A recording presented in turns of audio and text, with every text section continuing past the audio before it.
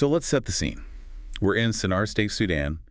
It's April 2024, and the air is thick with dread, really. Absolutely. A young woman, Ghufraan, had been missing for 8 full days. Her disappearance wasn't just a family tragedy. It had become what they call a qadiyat real aram. A major public issue. Everyone knew, everyone was talking about it, searching. Exactly. The whole state was on edge. But the break in the case, it didn't come from a police tip-off or anything like that. It came from something, well, much more grimly mundane. Like sewage problem. Yeah, a severe blockage. A local resident, a man named Aref, who happened to be Ghufran's former fiancé he called a specialized company, complained about this persistent, awful smell and the backup. Okay, wait. Her ex-fiancé is the one who reported the blockage. That's right.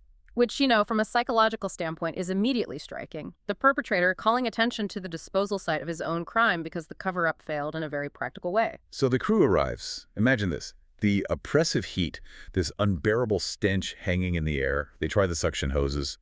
But they hit something solid, something that just wouldn't budge. It wasn't normal waste. It was clearly a foreign object blocking the entire pipe. So someone had to go down? Yeah. Into that? Someone had to. A worker descends into the darkness, flashlight beam cutting through the filth, and that's when they see it. A mass, floating, bad, bloated. It's human body. Unbelievable. Yeah. And Aref. Where was he during all this? Standing nearby, just watching the crew work, smoking a cigarette, apparently acting completely normal as they're literally uncovering the body of the woman he used to be engaged to. That level of detachment it's chilling. Feigned ignorance or just pure pathological coldness? It's hard to know for sure, but either way it speaks volumes. His priorities seem to be managing the failure of his disposal plan, not any sense of remorse or panic. A plan that failed because of basic science, essentially. Born in sea. Exactly. His attempt to hide the body literally floated to the surface. But to really understand how it got to this point, we need to go back, about 2 years earlier. Right. Let's talk about Ghufraan. Who was she? Ghufran was 21. By all accounts, vibrant, beautiful, ambitious. She was a successful hairdresser, working in a top salon in the area from a well-respected family. She had options, plenty of suitors. But she chose Aref. She chose Aref. He was a bit older, 3 years, came from a more modest background. On the surface, he seemed respectable enough. So the family approved. Yeah. Back in early 2022. They did, based mostly on the ambitious plans he described for himself. Tragically, it seems like the crucial background checks, the deeper look, didn't really happen. In that superficial approval. Why was it so dangerous? Because the reality beneath was starkly different. Aref was essentially directionless, unemployed, living on potential rather than accomplishment. A failure, frankly. And Ghufraan didn't see this. She saw something else. She was apparently drawn to his intensity, his jealousy, his possessiveness. She mistook these for signs of real love. The real man trope. A classic devastating misreading of warning signs. Control presented as passion. Precisely. And this faulty interpretation became the bedrock of the relationship. It only took about 3 months for things to turn sour. How so? As Ghufran's career really started taking off, his own lack of progress became more obvious. So he started criticizing her achievements, undermining her success. It wasn't concern, it was resentment. Narcissistic injury, really. And the arguments, they escalated. Oh, yes. Quickly. From verbal disputes to insults, and then came the physical violence, hitting. And she didn't tell anyone. No, this was her first serious relationship, apparently. There was probably shame, confusion. She rationalized it, thought maybe he was just a little temperamental, hoped he'd change once they were married. That hope kept her silent. She feared the engagement would end if her family knew. But the marriage itself wasn't materializing, was it? A year into the 2-year engagement period. Nothing. 0 concrete steps. No apartment, no real preparations. All the promises he'd made to her family remained just promises. Talk. And his behavior. It intensified. His possessiveness became, pathological. He seemed convinced she belonged to him, that she couldn't leave. And when she brought up the lack of marriage plans... Violence got worse. Much worse. It escalated to regular, severe beatings whenever the topic came up. She was trapped in this cycle. Until she decided she had to get out. But then his sister got involved. Yes. Aref's sister, who Ghufran actually had a good relationship with, she intervened. Played the mediator. She promised Aref would change, that he'd finally get serious about the wedding preparations. And Ghufran believed her. She wanted to believe her. desperately, so she reconsidered breaking it off. She did give her family a gentle warning that a breakup might be coming, but the sister's intervention essentially bought Aref more time, another 6 months of control. But eventually, the breaking point came. October 2023. 2 years in. She couldn't take it anymore. She finally broke down, told her family everything, the physical abuse, the emotional torment. The family acted swiftly then and formally ended the engagement. How did Aref react to the finality? He couldn't accept it. In his mind, she wasn't leaving. She was being taken from him, like property. He tried repeatedly to reconcile, begging, pleading. And when that didn't work? The pleading turned sinister. He escalated to threats, explicit death threats sent via text message, murder threats. Actual murder threats. And Ghufraan. What did she do? This is the truly heartbreaking part. She saw the threats, but she dismissed them. She knew him as emotional, temperamental.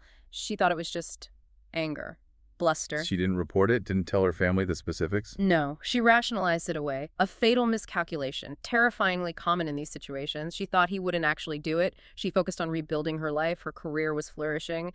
She found this sort of false peace. Well, he wasn't just angry. He was planning. Exactly. He was stewing, planning his retribution for the perceived humiliation of being rejected. Which brings us to that night, 26 Ramadan, 2024. Ghofran gets home from work. The family's asleep, planning for the pre-dawn meal suhoor. Yes. And then the phone rings. An urgent call. But it's not Aref calling. It's the sister again. It's the sister pleading with Ghufran to come over immediately, needing her help with something urgent. Because of their previously strong bond, Ghufran trusted her. She left her house alone and went. Walking straight into a trap. A meticulously set trap. Aref was waiting. The sources indicate his initial plan was sexual assault. But Ghufran fought back. Ferociously, with everything she had. She resisted with incredible strength. And it was because she resisted, because she wouldn't submit, that Aref decided to kill her. How?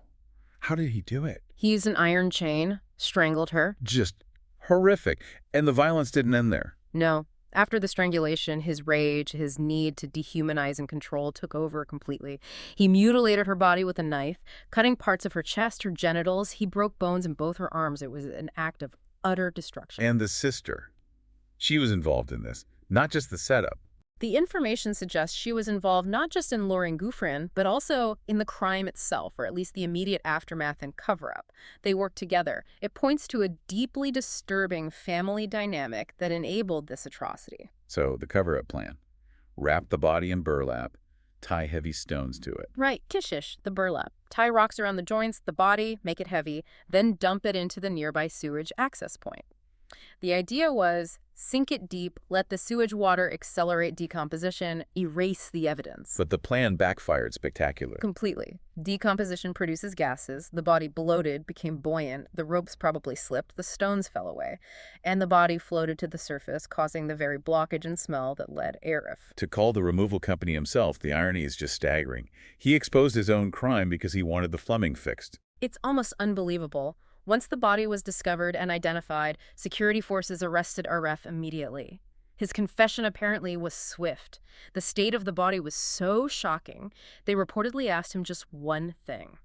What could she possibly have done to you to deserve this? The forensic report later confirmed the horror. Strangulation by the iron chain, the extensive cutting, the broken bones, evidence of extreme violence and that desperate struggle. But there was one crucial, devastating finding in that report. Despite everything Aref intended, despite the mutilation, the forensic evidence confirmed Ghufran had not been sexually assaulted. She was still a virgin. Her resistance. It prevented that final violation, even though it ultimately cost her life. Exactly. Her final act was one of fierce defiance against him. And now, Aref and his sister are facing trial. Yes, they're facing trial, and the community, understandably, is demanding the harshest possible sentence.